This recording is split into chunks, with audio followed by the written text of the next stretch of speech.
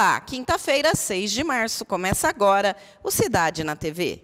Aço e alumínio importados pelos Estados Unidos terão tarifa de 25% a partir de março. Brasil é o segundo maior exportador. Conversamos com o engenheiro Paulo Recchia sobre o assunto. Acompanhe. É uma questão bastante desafiadora, né? Nós estamos diante aí de fatos até então nunca vistos, né? São três coisas. O Brasil passou por uma desvalorização do real recentemente, né? A questão do mercado aí, algumas medidas do governo acabou impactando com relação à questão do dólar. Uma outra coisa são os custos de produção do aço, né?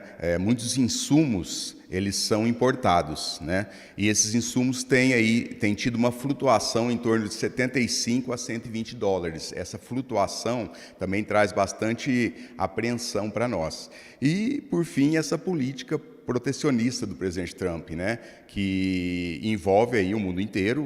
Os Estados Unidos é o maior consumidor de aço e o maior exportador também de produtos, embora eles importam muita coisa. Então, é uma questão econômica que está preocupando até os economistas americanos.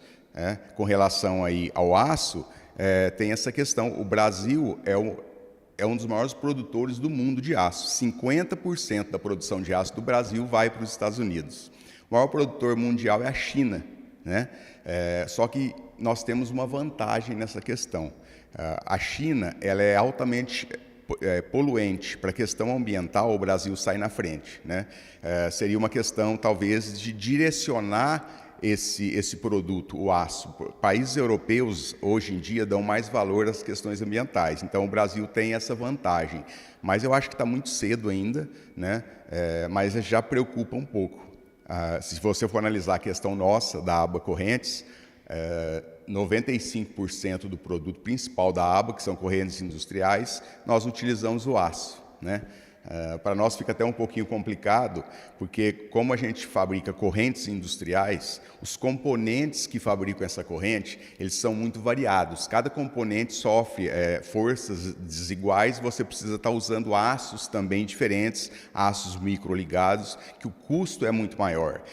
E nós temos contratos com grandes empresas como Nexa, Votorantim, as engarrafadoras de gás. Então, eles até permitem que a gente coloque algum reajuste, desde que a gente justifique esses reajustes. Como a gente compra, muitas vezes, uma quantidade pequena de aço, porque são aços nobres, e pela quantidade que a gente compra em revendas. Então, quando o aço aumenta ou diminui, a revenda sempre aumenta. Então, quando você quer justificar, por exemplo, que o aço diminuiu, eles não aceitam, porque eles procuram os grandes produtores, os grandes fabricantes, e os grandes fabricantes, quando abaixa, nas revendas não abaixa. Então, nós convivemos com isso ainda, né? Mais esse fator, no caso aí da aba correntes.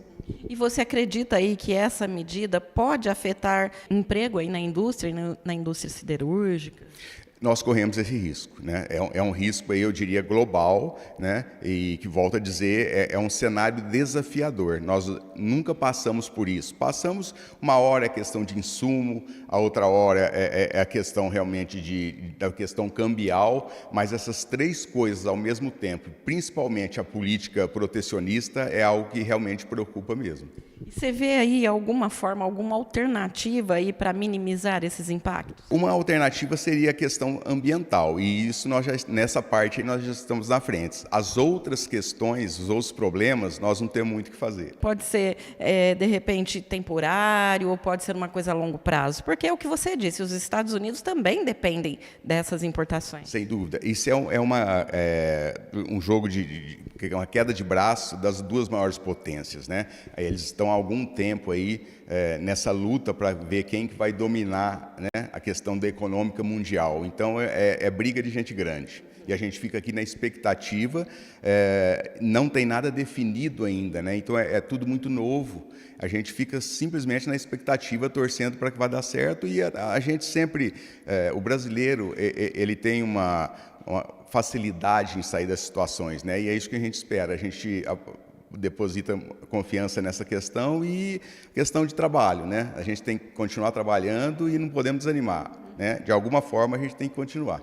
Tá, Nós temos aí a questão também do mercado interno. Poderia aí, de repente, mudar alguma coisa aqui no mercado interno? A questão do aço, ela impacta em todos os setores. Você pega a questão automobilística, por exemplo. O aço tem um peso muito grande, então é um pouco complicado nesse cenário de fabricação onde você utiliza o aço. É complexo, né? É muito complexo, ainda mais quando está no entorno aí grandes potências mundiais, né? E talvez seria, como você já citou aí, um momento de partir aí para o mercado europeu, então. Essa é uma possibilidade bastante interessante, né? É uma saída, talvez, uma vantagem que o Brasil tem que os outros não têm, principalmente a própria China, que é a maior produtora mundial, né? A China usa o carvão vegetal e ele é extremamente... A quantidade de CO2 que ele joga na atmosfera é muito grande, diferente de nós, que é uma quantidade bem menor.